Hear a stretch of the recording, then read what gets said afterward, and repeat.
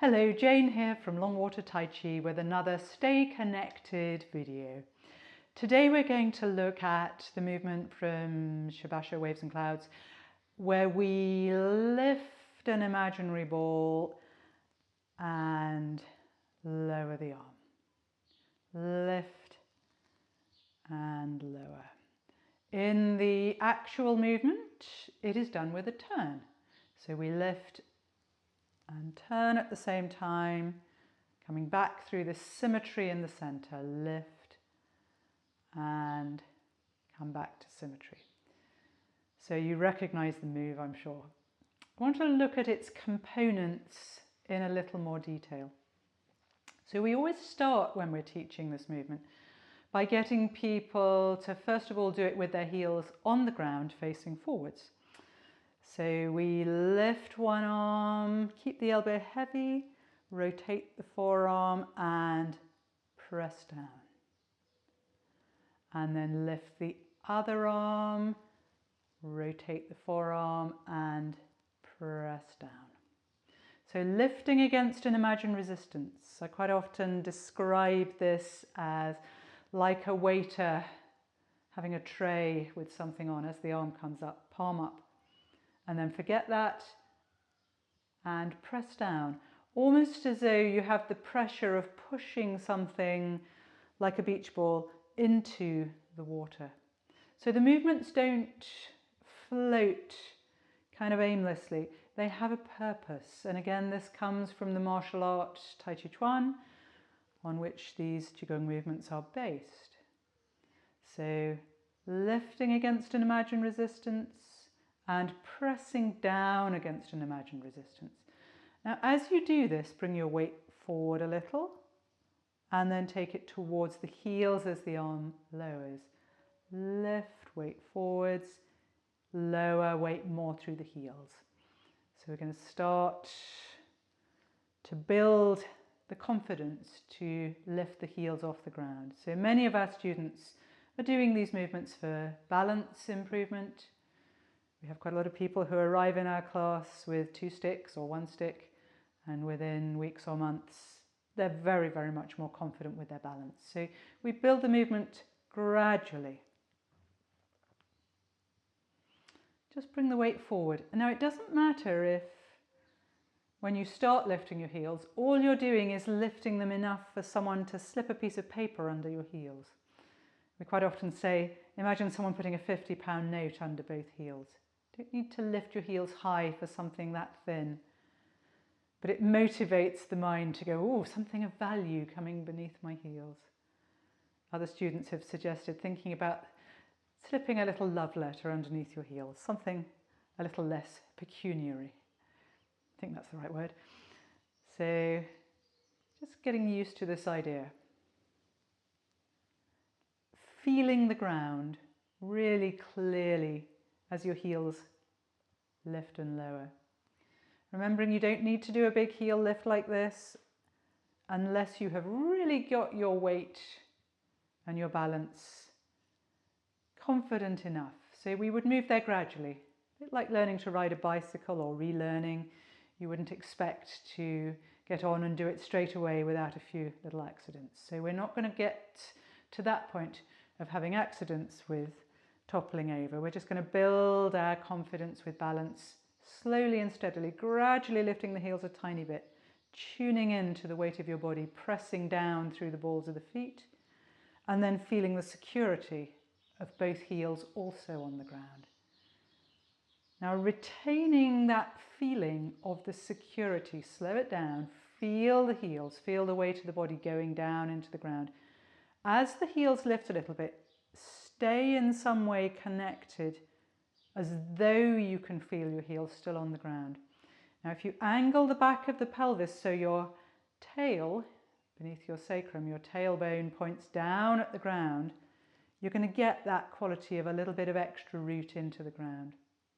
This will help your security. And gradually you can lift the heels a tiny bit further. And then a tiny bit further, over weeks and months if you're building your balance. Don't try and do it in one session. So you want to be able to do it without the ankles going juddery or rolling around or strain and juddering coming into your feet. So you're building your muscles slowly and steadily. Now we're going to add the weight shift and turn. So as you remember from classes, we keep the hips level and we drive our weight across when we shift our weight. And we very mindfully rotate our thigh muscles, which allows the knees to stay facing forwards as we turn the hips. So the big muscles of the legs and the soft tissue is very flexible. It rotates and turns and controls where the spine is turned towards. The shoulders carried with the head by the movement of the legs. So again, try to avoid swinging the head round to look where you're going. Let the legs deliver you. This is fundamental to good balance and structure. If you start to swing the head and shoulders around and lead from up top, your centre of gravity is very unsustainable. So you want to be turning from down here. Your centre of gravity is actually here in the body, where your gut feelings come from. So listen to them. So when we take our weight across and turn, we're nice and stable. And then we're gradually going to work with lift the heels a little. As you're turning, lower them as you come back through center. Lift a little as you're turning, lower as you come back through center. Now again, work up towards this gradually. And eventually you'll manage to lift the heels higher and retain your balance. Now, using the arms is going to make it easier to balance. Think about tightrope walkers. They have their arms and a pole to help their balance. So immediately, if you just put your arms out to the side, lift your heels a little and lower them, you'll feel that if you've got some weight in your arms and the elbow is heavy, as we have in all of our movements, there is a quality that roots you and balances you. So if you do it with your palms down and your elbow is heavy, just bring the weight forward, lift the heels and lower them. Keep those elbows bent and heavy, not like this. Shoulders down, elbows down. Palms facing down is going to help the balance as well. Lift and lower. Now try it with both hands pressing down at your sides, lift and lower. And you'll remember from in class, I quite often talk about having the hands pressing down as though you are pushing down on tables at either side of you to sustain your balance. Just imagine you're pressing down through both palms onto two nice stable tables. And this allows you to lift and lower the heels with much less wobbliness. So when we do the movement, one hand is always pressing down. So when we take our weight across and we lift, can you see I've got one hand doing that quality of press down on an imaginary tabletop. And now the other hand's coming down. Set it down. Imagine that tabletop there. Press down through the hand. Lift and come back through center. Now feel the ground through the heels. Stay in touch with that quality of feeling. Keep the tailbone pointing down at the ground. Press down through the hand that is at the side. And you should start to be able to build your confidence and stability with a weight shift and turn so that both heels lift and both heels lower.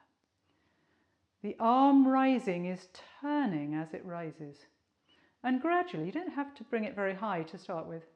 And keep it down low. This will help your center of gravity. But gradually over time, the arm can lift higher. You need your balance secure before that is something you build in comfortably. And you'll see my armpits stay open all the time.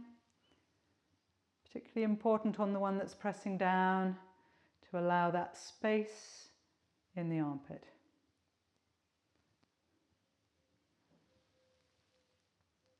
And then slightly more sophisticated component. Let the weight shift and the leg turn help you to move your arms. So this is a slightly more advanced concept, but the turning of the big muscles of the legs is actually what is ultimately withdrawing the arm. People ask how the movements are so smooth and graceful. Because the big stable muscles of the body are operating to move the smaller connected muscles. So the whole body is connected in Tai Chi and Qigong movement. And that's about all I want to say for that movement today. So good practicing.